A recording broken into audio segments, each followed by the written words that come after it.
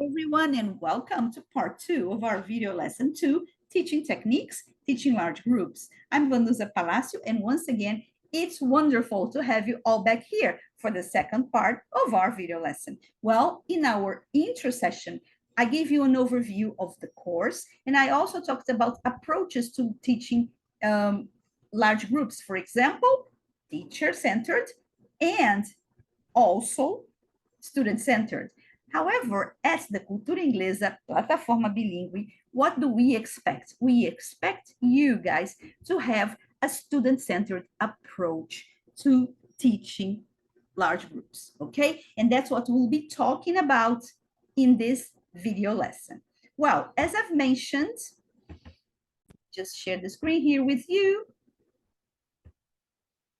I've already introduced the course to you. And in this second part, we'll be talking about the pros and cons of teaching large groups. Yes, we do have pros. You may be wondering, but pros, yes, whenever we talk about or we mention large groups, we usually have negative connotation implicit in it.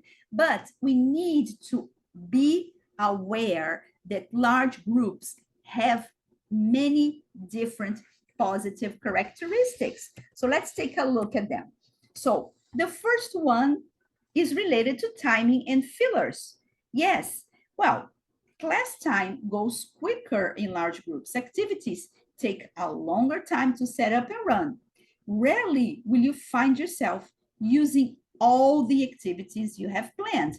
That means you may need fewer fillers, fewer moments in your lesson that will be used to cover up for example, time that's left behind, right?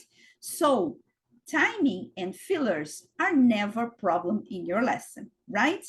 However, you may need to prepare your lessons a little bit better because you have a large number of students in your lesson. Make sure that you use the activities you didn't use in the last lesson because you didn't have time for them. So when you prepare your lessons, you can save time on preparation by using activities that have not been used before, okay? Also, in your large group, you have a variety of personalities to go about, to use and abuse, right? So you have a shyer student or a more extroverted student, a more logical student, a more sensitive student, a more individualistic student, a more collaborative student. Yes, you have all types of students or a variety of personalities in your lesson to make use of, because this is diversity. This is what goes on in the world and can be reproduced and practiced in your lesson, okay? Oh, you have participation, and then you're gonna say, but Vanusa, not all my students participate. Yes, of course not, because as I've mentioned, they are different, right? There is a variety of personalities there, but you always, in a large group, have those who participate, who want to ask questions, who want to answer questions, who want to be first, who want to try out new things, who want to help others, and so on and so forth. There are always students who are going to participate and encourage those who don't to do so as well. Interaction and collaboration, that's it, because you have a variety of heads and personalities in your lesson. You are going to have a variety of ideas being exchanged, a variety of interesting life experiences being exchanged, background stories being exchanged. So all of these ideas, these experiences are shared with peers, with the teacher. So interaction and collaboration are always going on in your large groups, okay? And last but not least, high energy, guys. Oh, it's impossible to miss this one, right? Yeah, so you have your students, your large number of students in your group, and they are always going to come up with a joke or a funny thing or a humorous thing for you for the rest to laugh about, a comment, an interesting comment. So there is always excitement and humor and fun, interesting moments going on in large groups. Okay? Well, and we also, as in life, have our cons.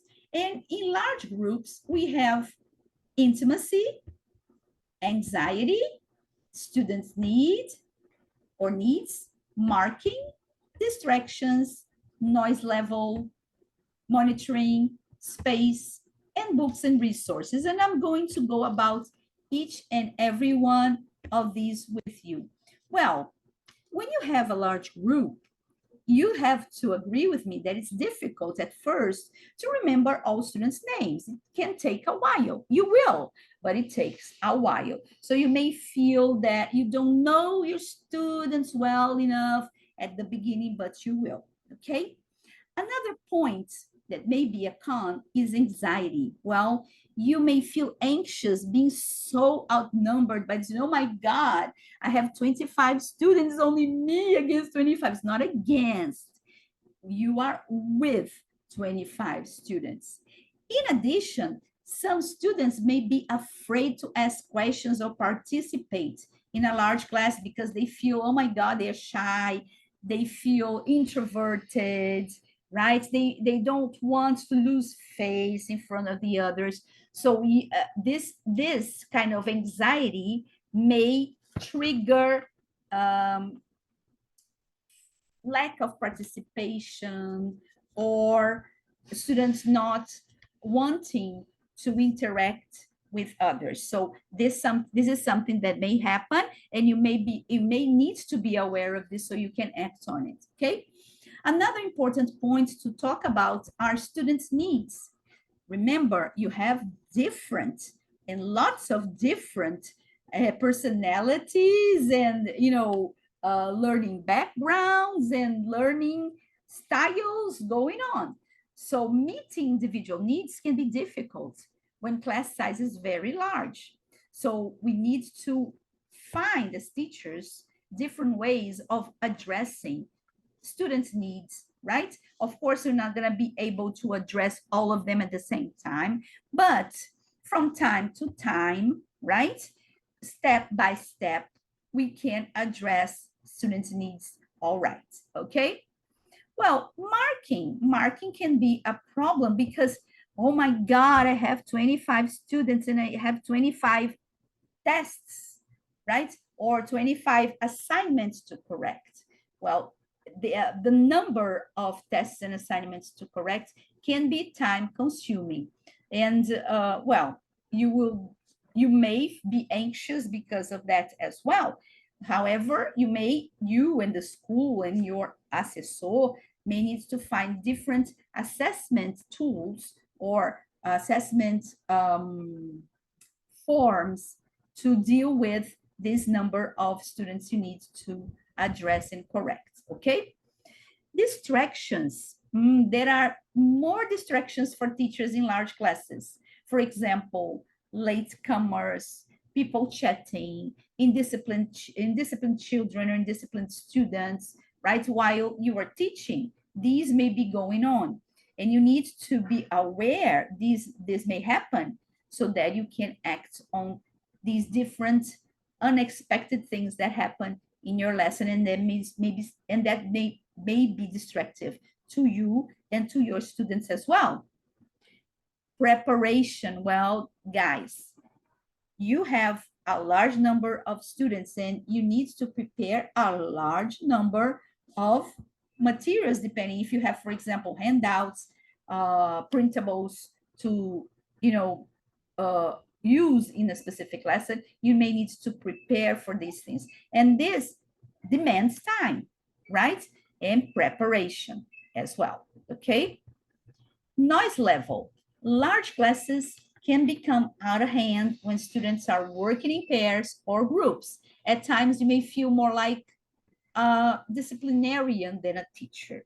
Yeah, but remember, if you have decided for a pair work or group work activity, you may need to understand that students are going to, at times, be noisier than at other times in your lesson, okay? And that's part of the deal, okay? Monitoring students. Well, you may find it difficult to keep students on task as you monitor pair and group work, but take your time, do it at a time, right? Monitor one group and then go on to the other. So one group at a time because you're only one. Yeah. You're still only one, right? Teachers are still one, right? Space. There is limited space in a classroom for energetic activities such as role playing or dancing, singing the hello song, for example, right? However, if students can't um, walk around or move around as you would expect them to, have them do from a specific point in a specific position, but still have them do it. Textbooks, resources in general. Well, your school may not have all the resources necessary, mainly, for example, technological ones, but don't worry, you can always adapt. In our guidelines, we give you alternatives to the technological, for example, activities you may need to use, okay? So don't worry, you can always adapt, all right? Well, so these are some of the cons and also pros we have in large groups. What you need to remember, guys, that large groups don't necessarily mean negative groups, right? They may mean positive. You know why? Because you are dealing with diversity. You are addressing and approaching more people than you would in a smaller group. You can have an impact on more people than you would in a smaller group, okay? So in our next video lesson, we'll be talking about the main challenges when teaching larger groups, and I'll be giving you one specific general suggestion to apply from now on, okay? So see you then, bye.